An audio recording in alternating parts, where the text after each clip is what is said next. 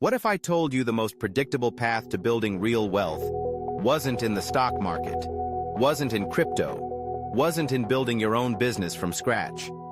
It was sitting in plain sight this whole time. Real estate. Not glamorous, not flashy, but responsible for the wealth of more than 90% of the world's millionaires at some point in their lives. Today I'm going to break down exactly how ordinary people without family money, without special connections, build genuine passive income through property. And I'm going to be completely honest about what it actually takes. Here's something nobody teaches in school. While most people spend their entire working lives trading time for money, clocking in, clocking out, building someone else's dream, a quiet group of people figured out a completely different game. They stopped trading time for money. Instead, they deployed capital and let assets do the work. Real estate has been the most reliable vehicle for this strategy for over 100 years. And the reason isn't complicated. Unlike stocks, a single real estate investment gives you multiple income streams simultaneously. You get rental income every single month. You get appreciation as property values rise over time. You get tax advantages, depreciation, deductions, 1031 exchanges that most people don't even know exist. And you can use leverage. You can borrow money to amplify your returns in ways simply not possible in traditional investing. One investment, 4 revenue streams. That's not luck, that's math. Now let's talk about how passive real estate income actually works in practice. Because if you're picturing yourself as a landlord fielding calls at 2 in the morning about a broken pipe, that's one model. But it is not the only model. And for most people starting out, it isn't even the best one. Think of real estate income as a ladder. At the bottom rung, traditional buy and hold rental properties. You buy, you rent, you collect monthly cash flow. Simple in concept. More capital intensive and management heavy than people expect. One rung up, house hacking. You buy a multi-unit property, live in one unit, and rent out the others. Your tenants pay your mortgage. It's one of the most powerful early-stage wealth strategies in existence, and most people have never heard of it. Further up the ladder, turnkey rentals. Properties already managed and already cash flowing when you buy them.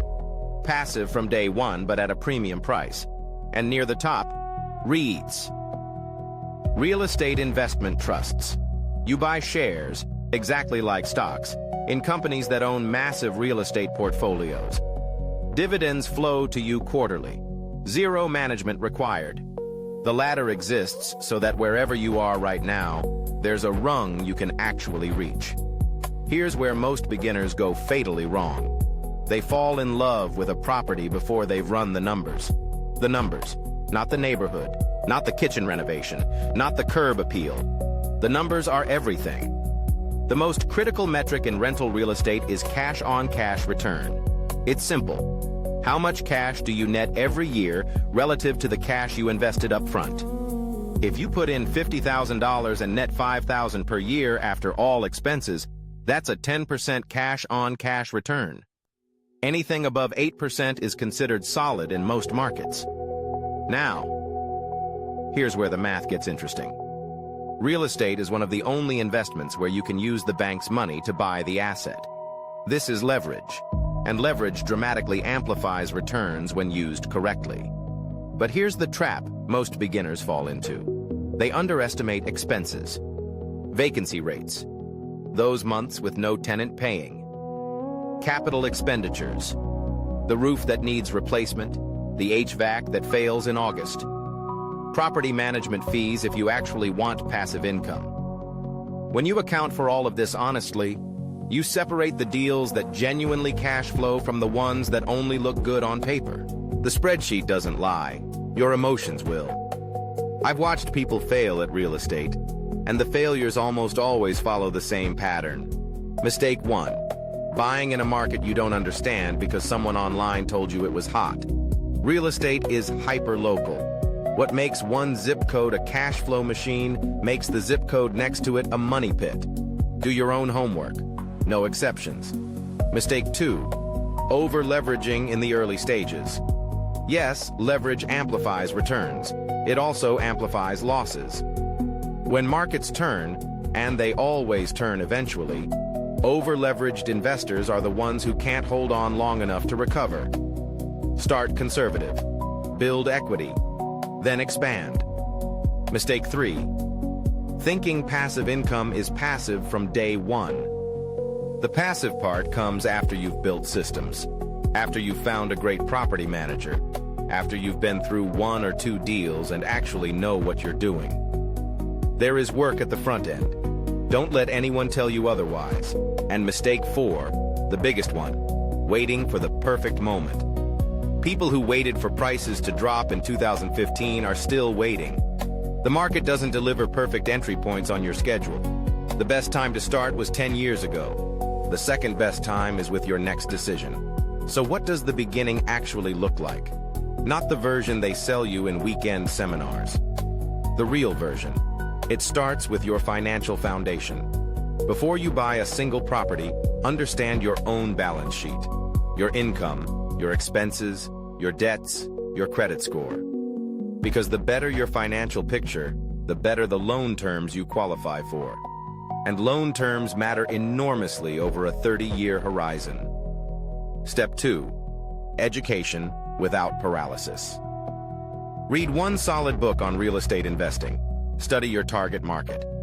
Have one real conversation with one investor who's done exactly what you want to do. Not 10 conversations. One good one. A single hour with someone actually operating in the game is worth more than 1,000 hours of research. Step 3. Define your investment criteria before you look at a single listing.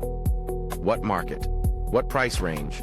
What minimum cash-on-cash return will you accept? What property type? Criteria first, then search. Without defined criteria, you'll either buy nothing or buy the wrong thing. Step 4. Make your first move. Start smaller than you think you should. Your first deal will teach you more than any book or podcast ever could. The goal of deal number 1 isn't to get rich. The goal is to learn, without taking on catastrophic risk. Real estate isn't a shortcut. It isn't a get-rich-quick scheme. It's a get-rich-slowly machine that has quietly built more real wealth for more ordinary people than almost any other vehicle in recorded history. The rent checks are boring. The appreciation is slow. The tax benefits require a good accountant. But compound that boring, slow machine over 10, 15, 20 years, and the math becomes extraordinary. The people living off passive income today didn't start with special knowledge or special connections. They started with a decision. One decision to take the first step. If this video gave you something real to think about, if it showed you a path you hadn't seen clearly before, hit subscribe. We publish a new deep dive every single week on real estate, passive income, and building a financial life you actually own. The next step is yours to take.